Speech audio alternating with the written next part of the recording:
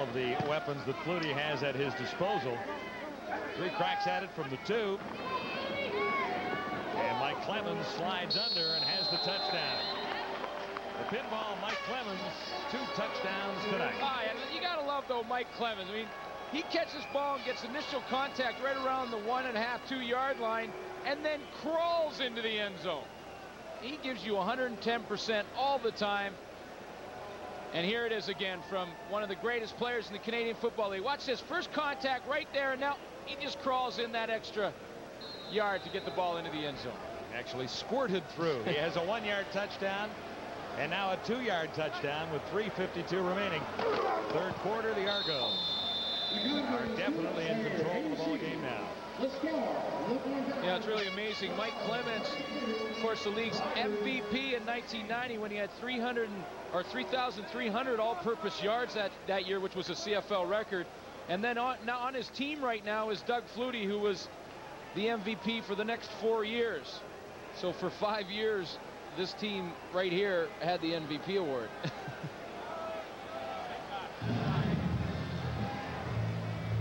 Looking again, how do you stop this guy? Well, middle linebacker has to make the initial contact. He can't hesitate.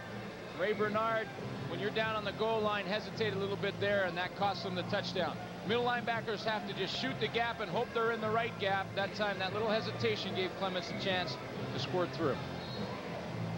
Couple of touchdowns for the pinball tonight.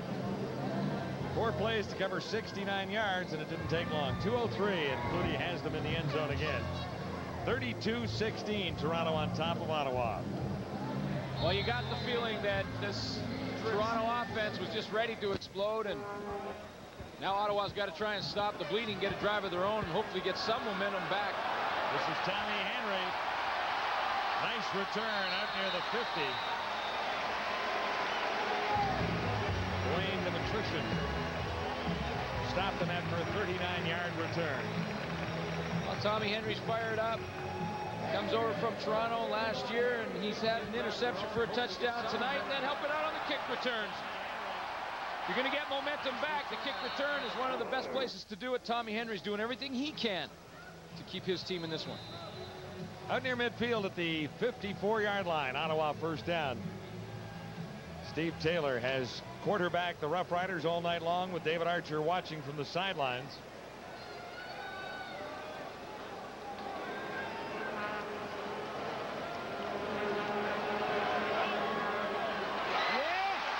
Has a strike. The Duke, James Ellingson. Well, I'll tell you why he's laughing. That was such a good catch by the Duke over the middle, is because Andre Bolduc was... He put his hands up and brought him down, didn't he? Yeah, he was... Here comes the pass rush. Tim Cofield working on Sean Daniels from the fullback position. Daniels does a nice job and keeps Cofield out of the backfield, but the Duker comes up with a pretty big catch when Andre Bolduc almost knocked it down. 21-yard gain. Taylor rolling to his right, and he has the Duke again. Back-to-back 5 yards this time. Don Smith, should say Donald Smith, made the stop after looks like a 6-yard gain as it stands right now. Well, James Ellingson had his best year in '92 in Ottawa when he had almost 800 yards receiving. He only averages around 300 a year, but it always seems to be the possession type of catches to keep the first downs going. And he's a veteran and knows with the star receiver Joseph Rogers out of the lineup, he's got to get open, and he has a couple times in this drive. On second down, Ellingson the target again. This one almost picked off. Ellingson deeper that time, and Taylor missed. Well, Dan Murphy from the safety position came over to help out on the coverage. Had the ball been thrown a little more to the outside, James Ellingson may have had a shot to get it, but it was kind of up and over the middle, over the shoulder of Ellingson. He has to sort of wait there, and you see Dan Murphy coming from his safety position, goes up and just drops the football, or he gets his 3rd interception of the season. In a collision elsewhere, Marcelo Simmons and Bill Hess are both down. And the Rough Riders can't afford to lose anyone else. They're down to bare bones on their roster right now if Hess can't come back. Well, I'm taking a look at my depth chart right here. I mean, James Ellingson ins, Andre Bolduc is in, Joseph Rogers is already out. So Bill Hess, if he is out, which looks like he's going to at least have to be out for 3 plays. And looking at that knee or ankle area of Bill Hess. But I don't see another receiver on the depth chart for the Ottawa Rough Riders. There isn't one listed. Now, they may have a secret plan. Well, they likely have one of the defensive backs from the other side that'll come in and play the receiver position, but that's putting a little bit of pressure on that foot. Hess has had a tough night. He's had a couple of nice catches, but taking big hits after hanging out of the ball. Decent chance that he'll be back as he makes his way to the sidelines. Now John Payne has to figure out when they get the ball next, who does he put in at the receiver position if Hess can't come back. Lamley from the 38, and he's on target. Ottawa moves 3 points closer. It's 32-19. Well, they responded, John. I mean, Wayne Lamley comes in, kicks the 3 points. At least they've responded with the few points Ottawa has. Now defensively, because it seems though defensively is really where they don't have any injuries right now. They got to come out and try and stop Doug Flutie and keep that momentum that they've taken a little bit back up on their side. Try and get Flutie to punt the ball. Facing the crowd, I don't know who he's cheering for. He's standing beside Lloyd Lewis there, but that's Tracy Ham, #1 quarterback, Montreal Alouettes. 2 hours up the road. I guess he just drove down to catch a little football game tonight. We've got the Owls on a pretty good roll of late. Sure does. Had some injury problems early in the year. He's had those back spasms, and you see Lloyd Lewis, who was just released this week. He's talking to the old veteran. Couple of veterans talking football on the sideline. Alouettes are at 4-4 heading into this week. They've moved ahead of Hamilton. Well, not technically ahead of Hamilton, because Ticats have that game in hand to pick up tomorrow night.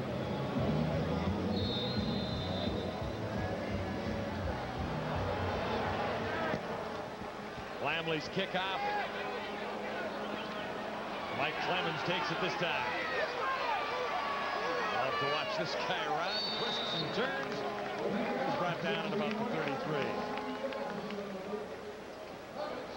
John Payne made a tough decision this week. He was telling us yesterday the veteran Lloyd Lewis was released. He hasn't left the building, one would guess. Well, Lloyd Lewis took it like a true veteran and real professional. He talked to John Payne. I mean, look at the career numbers that this guy's had. 84 sacks in his career. I mean, during his time, a dominant pass rusher, had a few injury problems and just wasn't getting the pressure that John Payne wanted, so he didn't want to do it, but he had to make the switch. Drummond here on first down. Zizakovic, number 98, in to make the tackle. Zizakovic was tossed out of the game last week in Winnipeg. In the first series. Yeah, first series of plays, he was fined $200 as a result. Fired that helmet down the tunnel. I do remember that.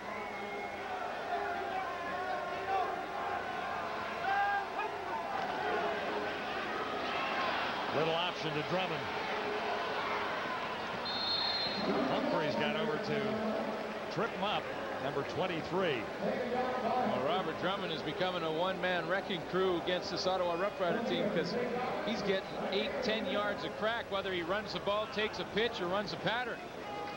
Doug Flutie runs the option probably better than any quarterback in the league. Fakes to go outside. Swift Birch thinks he is, so he comes down, number 90, to take Flutie, and that allows him to get the ball out to Drummond.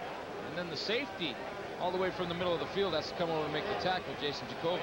Future Rough Rider linebacker on the sidelines. He may be in the game as a receiver before it's over. Flutie is tracked down. Swift Birch got there. On second down, Flutie comes up short. Swift Birch been on and off the roster because of the injury to Dave Harper, who's also played that the end position defensively for Ottawa. He's on the end of the line right over here.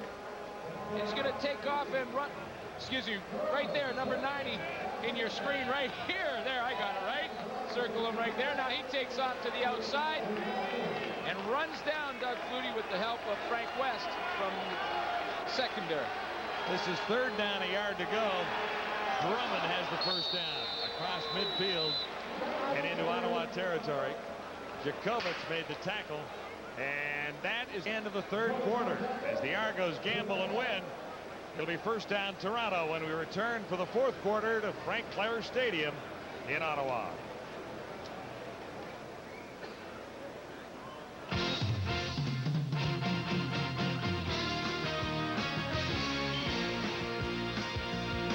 CFL Live at the Quarter, brought to you by Gillette's $250,000 Triple Play Challenge at a retailer near you. Welcome to our CFL Control Studio. Coach, one of your keys going into this football game was special teams. You wanted Ottawa to come up with a big play, hence it was the Toronto Argonauts and the blocked punt and the touchdown by Greg Eaglin. And that was good coaching by Toronto. They got Ottawa deep in their end, and they came up with a good scheme to get somebody clean and got an easy touchdown on it. And there were a couple opportunities earlier in the game where I thought maybe Ottawa would try and do that type of thing against Vandergent. Now, that's fun for you because you've been second-guessing all night. Now you finally get a chance to say good coaching. It took you 3 quarters, but now you feel better now, don't you? You got to say it you like feel it better is. now? You got to say it like it is, Lee. I know you feel better. It's tough enough to beat the Toronto Argonauts when you're a healthy group, but when you're banged up and missing so many starters from your roster, you're really behind the 8 ball. Well, and I'm not going to knock Steve Taylor. I thought he's played very well so far. But do you think do you guys bring in Archer at this point for the fourth quarter if he's healthy at all? Absolutely not. I mean, they've made a commitment at the beginning of this game that David Archer wasn't going to play due to various injuries. And to bring him in at this point not only is unfair to David Archer, it's unfair to the team because if, in fact, he's still going to be their quarterback of the year, you know, they got to have him healthy. And it's unfair for Steve Taylor, too, because Taylor has played pretty well in this football game. Not only that, I think it's good for Taylor to get the playing time that he is getting, and if he keeps playing as well as he has tonight, maybe it'll be a good opportunity for him to get playing time so that in future games, maybe they can change the tempo a little bit by bringing in Taylor once in a while to relieve Archer. Well, the Toronto Argonauts in that first half of football had 7 yards rushing. That was it. They started the second half on the ground, and they're running away with this football game as we return to Lansdowne Park. Here's how the Argo running backs have fared tonight. Drummond has all the yards and most of the carries. Clemens has all the touchdowns. Well, it's interesting, though. 33 yards for Drummond. It seems like he's had a lot more. And I'm sure if you're an Ottawa defensive player, you think that, but most of those yards in the second half. Here's the pinball again, taking the pass and turning it into another Toronto first down. Well, you know, Pinball knew we were talking about him, said he didn't get the ball much, so he went over there and mentioned that to Doug Flutie. He said, you know, maybe throw one out my way, and I'll see what I can do with it. And you know he's pretty dangerous anytime he touches the football. 18 yards that time. Here's the infraction. Major foul, face mask, Ottawa number 90, first down. Frustration starting to show. Swift Birch on a face mask call. Well, here comes Dwayne Knight, and Swift Birch, number 90 right there, just gets a piece of the face mask of Mike Clemens.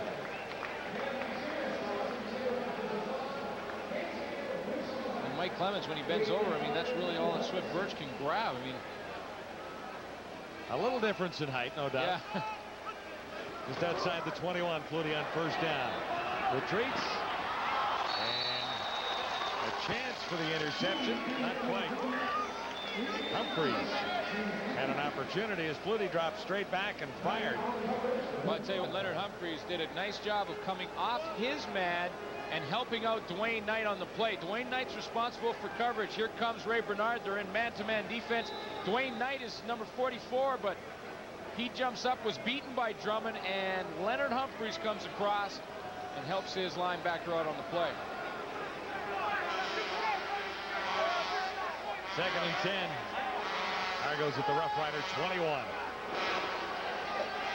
Feed on Flutie. He releases. Mike Clemens. Did he make the catch? He did. Touchdown. Is that a beauty or what?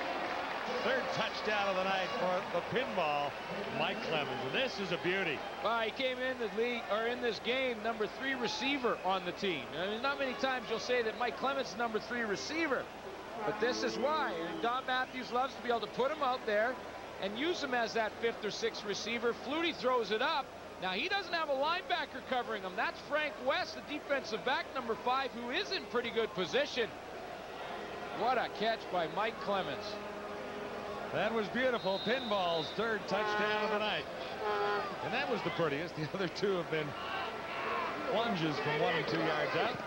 Vanderjack adds 1 more. And the Argonauts are running away. Not unexpectedly.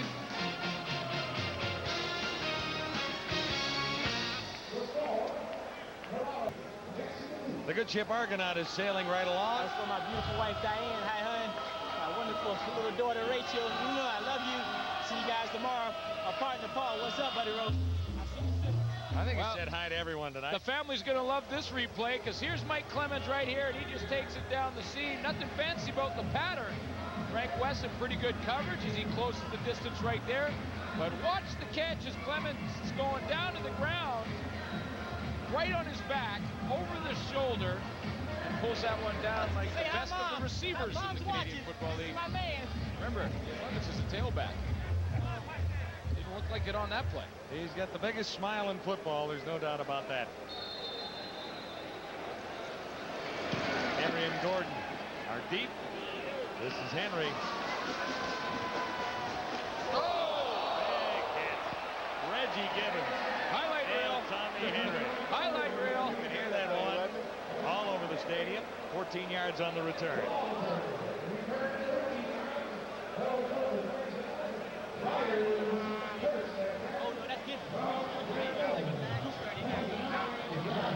Well, he's closing in on Dick Shadow, but he's got a ways to go. Ahead of D.K. Smith as a result of his performance tonight and passing Terry Greer a week or so ago.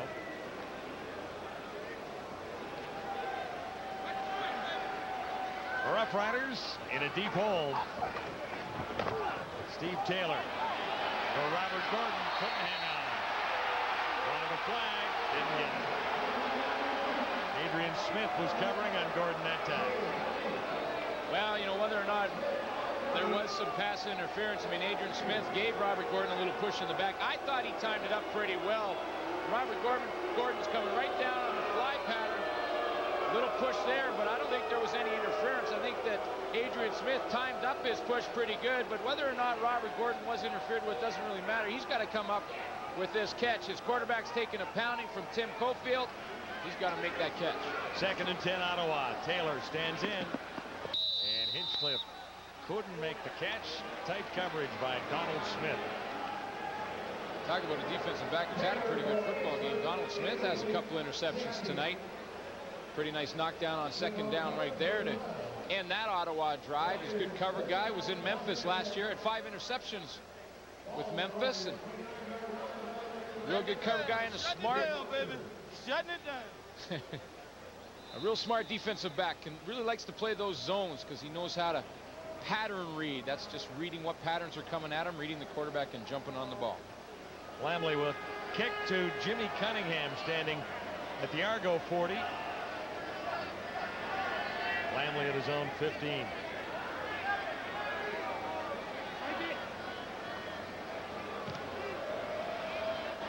Not deep at all.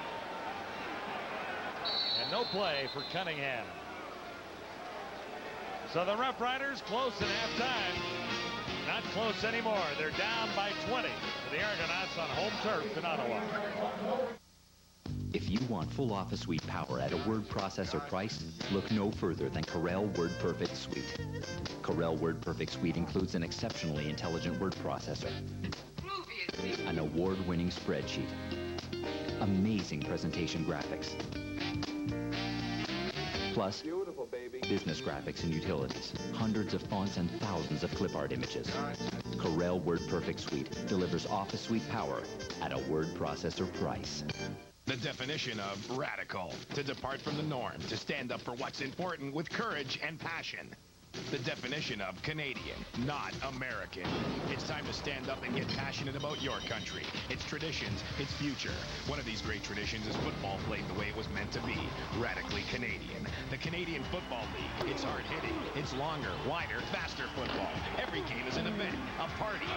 More importantly, it's our game and we won't change it for anyone. The CFL, radically Canadian and proud of it. Now you too can be a radical Canadian by wearing radical hats, t-shirts, sweatshirts, and golf shirts, all from Starter Canada. Get radical from only $19.99. Call 1-800-545-5757. These items aren't available in any store. The only way you can get radical is to call now. Dare to be different. Get radical. Be Canadian. The Canadian Football League, it's radically Canadian. Call 1-800-545-5757 now.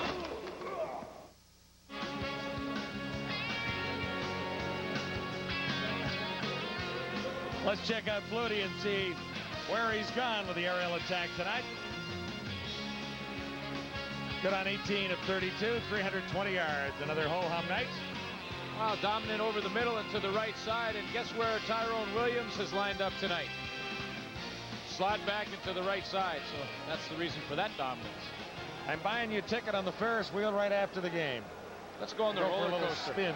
Let's go on the roller coaster. Ferris wheel's a little slow. Flutie stands in and missed the target that time. Looking for Mazzotti, who has not been the receiver of choice this evening, and it's tough for Flutie to get around to all his weapons on every night. But you get the feeling that he does it. I mean, like how many quarterbacks in the league decide, okay, now I want to find a certain receiver and actually go out and completes the pass? I mean, you know, Tyrone Williams caught a couple now. He knows that Paul Mazzotti's not on the sheet, so he's got to find him a ball. And Fairholm caught a couple early to set up a touchdown. Pinball's caught a couple, and the Jets caught a couple. So look for him to try and get the ball to Mazzotti again. Far side, Drummond caught it twice and held on. Bobbled it for a split second away from Dwayne Knights. And Humphreys made the tackle. There's a marker down in the Ottawa secondary. Pass interference against Toronto.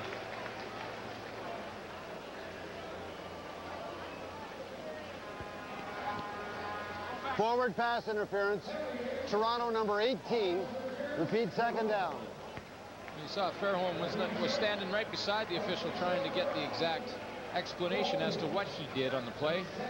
He looks innocent to me. That's the key. Always look innocent. Wasn't me. I had my man. Wasn't me.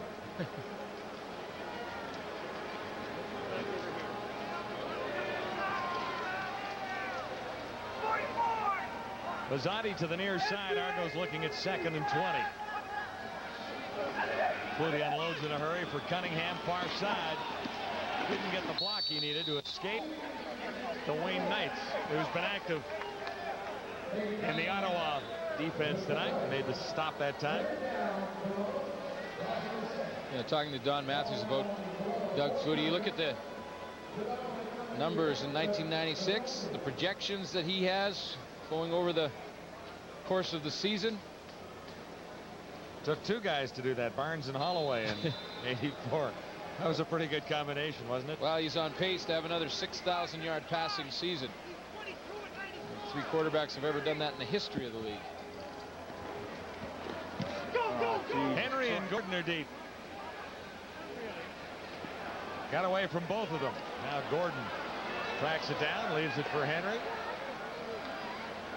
No one's going anywhere except perhaps a little further ahead because of penalty markers in the vicinity. A 48-yard punt that time. 10:48 remains. Toronto on top, 39-19. Ottawa Rough Riders had a solid second quarter, but it's been downhill ever since. No points in the fourth quarter so far, and only 3 in the second half. It's 39-19. Toronto just rolls along. So Don Matthews talking to Doug Flutie. He said that Doug Flutie calls all the plays in the offense except for maybe 1 or 2 a game. And the way that Matthews was explaining that little hitch pass there, I think that might have been his call. That might have been one of his only calls during the football game. It didn't work very well, so he's trying to explain exactly there what the heck happened and what you got to do to make it work. Taylor missed the Duke. James Ellingson Matthews telling us yesterday that he called 2 plays last week. Yeah.